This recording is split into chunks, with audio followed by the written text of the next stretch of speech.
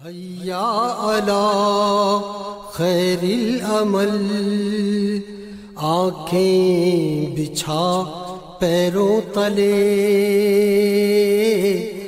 جن پر میرے آقا چلے، چل تو بھی ان راہوں پہ چل۔ حیا علی خیر العمل۔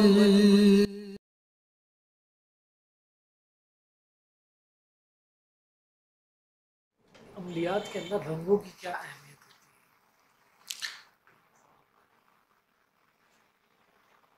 اصل میں رنگ جو ہیں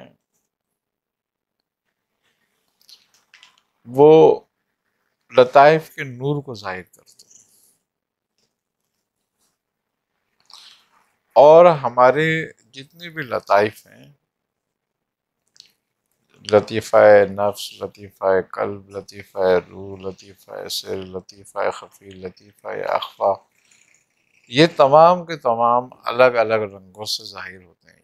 جیسے قلب کا رنگ سرخ ہے، نفس کا رنگ زرد ہے لطیفے کا، اور روح کا رنگ سفید نیلگو ہے، سر کا سبز ہے، خفی کا سیاہ ہے۔ تو اس طریقے سے یہ مقامات کی پہچان ہے، اور ان کی تجلیات جو ہیں وہ انہی رنگوں میں ظاہر ہوتی ہیں۔ تو اگر کسی کے اوپر زرد رنگ سے تجلی ظاہر ہو رہی ہے، یا کسی کے عمل میں زرد رنگ زیادہ نظر آتا ہے اس کو اور زیادہ دیکھتا ہے، تو یہ لطیفہ نفس کی طرف وہ ہے، سمجھنے کے اطلاع کہ اس کا لطیفہ نفس ایکٹیو ہو رہا ہے۔ لطیفہ نفس ایکٹیو ہوتا ہے تو عالم کی تسخیر ہوتی ہے،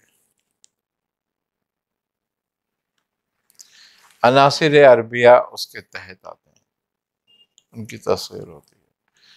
اسی طریقے سے اگر کسی کے عمل میں سرخ رنگ ظاہر ہو رہا ہے تو اس کا مطلب ہے کہ لطیفہ قلب پہ اثر ہو رہا ہے اس کا، اور لطیفہ قلب کی روحانیت بیدار ہو رہی ہے، اور اس میں پھر استقامت آئے گی، شغل پیدا ہوگا، اور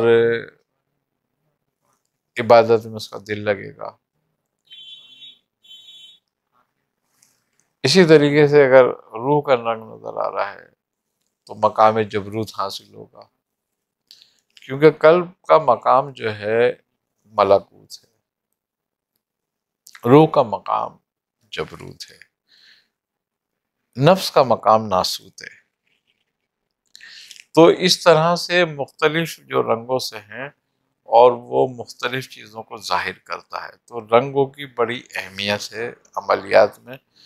اس کے علاوہ جیسے سبز رنگ ہے، اب آنکھوں کے لیے فائدہ مند ہے، ٹھنڈا رنگ ہے۔ سرخ رنگ ہے، اگر کوئی شخص سرخ رنگ پسند کرتا ہے تو اس کا مطلب ہے وہ شدت پسند ہے۔ آئی نا سمجھ؟ تو اس طریقے سے جو رنگوں کی پسندگی سے بھی اس کے اعمال کی شناخت ہوتی ہے۔ اس کی بڑی لمبی تفصیل ہے اگر اس کی بیان کی جائے تو، اور لطائف کی بھی اور عملیات کی بھی بڑی اس میں ایک اہمیت ہے رنگوں کی، یہ بات ہے۔ ہے؟ اس پہ انشاءاللہ تعالیٰ پوری نشست کریں گے تاکہ لوگوں کو، ہمارے جو جواہر علم روحانیت کورس میں ہیں لوگ، ان کو لطائف کے بارے میں بھی اور رنگوں کے بارے میں، عملیات کے بارے میں، اور اگر انہیں کوئی رنگ پسند ہے تو انہیں کون سا عمل فائدہ مند ہے، ان سب چیزوں پہ کریں گے پھر بات انشاءاللہ تعالیٰ۔ آخری سوال ہے لیکن سائل کا، کہتے ہیں کہ روحانی مقامات سلاسل کے کیا الگ الگ ہوتے ہیں، الگ الگ سلسلے کے؟ بالکل نہیں، روحانی مقام سب سلسلوں کا ایک جیسا ہی ہے۔ کیوں کہ عالم ناسوت سے عالم ملکوت، عالم ملکوت سے عالم جبروت، عالم جبروت سے عالم لاہوت، عالم لاہوت سے عالم ہاہوت کا انتقال، منتقل ہونا، یہ تمام سلاسل میں ایک جیسا ہے، بس رفتار کا فرق ہے۔ کوئی جلدی ان مقامات کو طے کر لیتا ہے، کوئی دیر سے کرتا ہے۔ اب یہ ہر آدمی کی عبادت پہ، غور و فکر پہ، ذکر اذکار پہ، مراقبات پہ، اشغال پر کہ کتنی گرفت ہے اس کی، اور وہ کتنا توجہ دیتا ہے، کتنا ٹائم دیتا ہے اس کو۔ تو بس فرق اتنا ضرور ہے، مگر اس سے زیادہ فرق نہیں ہے۔ اچھا، اب چونکہ تمام کے تمام مقامات جو ہیں اور تمام کے تمام سلاسل جو ہیں وہ ایک ہی اسم اور ایک ہی کلام کو لے کے چلتے ہیں، کیا تو نفی اثبات ہے، یا صرف اثبات ہے، یا پھر ذکر ذات ہے، یا پھر ذکر ہو ہے، یا پھر ذکر سیپایا ہے۔ اب یہ تمام اذکار بس صرف سلاسل میں ایک ایسا ہوا ہے کہ کہیں ذکر نفی پہ، وہ نفی اثبات پہ زیادہ زور ہے، کہیں پر پاس انفاس پہ۔ اب پاس انفاس میں کہیں نفی اور اثبات ہے، اور کہیں صرف اسم ذات ہے، اور کہیں اسم ذات کے ساتھ اسم ہو ہے۔ تو اذکار میں تبدیلیاں ہیں تھوڑی بہت، مگر اذکار وہی کے وہی ہیں، سارے مقامات سارے وہی کے وہی ہیں، بس درجات میں فرق ہے کہ کوئی جلدی تیز دوڑنے والا اگر آدمی ہے تو وہ جلدی اپنی منزل کو پہنچ جاتا ہے، کوئی اس سے کم طاقت سے دوڑ رہا ہے وہ اس کے بعد پہنچ جائے گا، کوئی آرام آرام سے جا رہا ہے چلتا ہوا تو وہ بھی پہنچ جائے گا، لیکن وہ جو دوڑ کر گیا وہ پہلے پہنچ گیا۔ جانا سب نے اسی جگہ پر ہے، بس اسی لیے فرق آ جاتا ہے، باقی کسی سلاسل میں کوئی ایسا فرق نہیں ہوتا۔ اب بات یہ ہوتی ہے کہ کسی کو شیخ ایسا مل جاتے ہیں کہ جو توجہ منتقلی رکھتے ہیں۔ توجہ منتقلی سے مراد یہ ہوتی ہے کہ وہ مقامات کو جلدی طے کرا دیتے ہیں۔ جیسے سلطان باہو ہیں، آپ فرماتے ہیں کہ اگر کوئی ہم سے بیعت ہوتا ہے آن کے تو ہم بیعت کرتے ہی اس کو دربار رسالت میں پہنچا دیتے ہیں یا دربار غوثیت میں پہنچا دیتے ہیں۔ ایسے ہی ہمارے بزرگوں کا طریقہ تھا۔ تو وہ یہ ایک الگ میٹر ہے، یہ ان کے تصرف پر بات ہے۔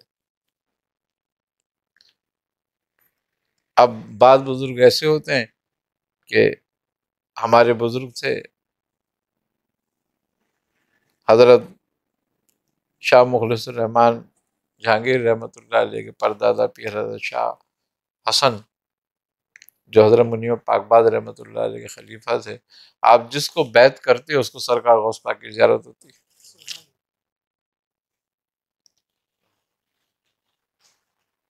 تو اس کا قادری سلسلہ وہ اس کے دل میں مصمم پکڑ لیتا، بالکل پختہ ہو جاتا کہ ہاں میں نے آپ کو دیکھ لیا۔ تو بعض لوگوں کو آپ بیعت فرما رہے ہوتے تو اس کو زیارت ہو رہی ہوتی تھی، تو وہ بیعت کرتے ہی دربار غوثیت میں پہنچا دیتے تھے اور پھر اس کا رابطہ ہو جاتا تھا۔ تو مقصد کہنے کا یہ کہ یہ شیوخ کے تصرفات پر ہوتی ہے بات، اور جس کو جو اذن حاصل ہو جائے۔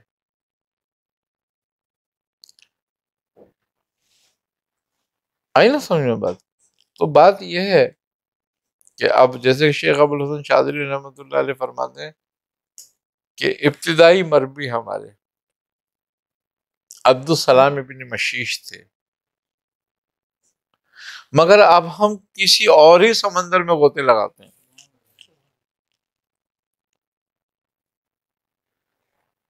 اب شیخ کہاں تھے اور آپ کہاں پہنچے؟ تو یہ بات الگ الگ معاملات ہیں سارے۔ فیض کا دریا شاعر ہی کو ہے، میرے مرشد میرے آقا شاعر ہی کو ہے۔ تمہارے در پہ جو آیا خدا کو اس نے پہچانا، تمہارے در پہ جو آیا خدا کو اس نے پہچانا، خدا کو اس اس نے پہچانا ہدایت کا صحیح رستہ، عارف آپ ہی تو ہیں، راہ فیض کا دریا، عارف آپ ہی تو ہیں، مرشد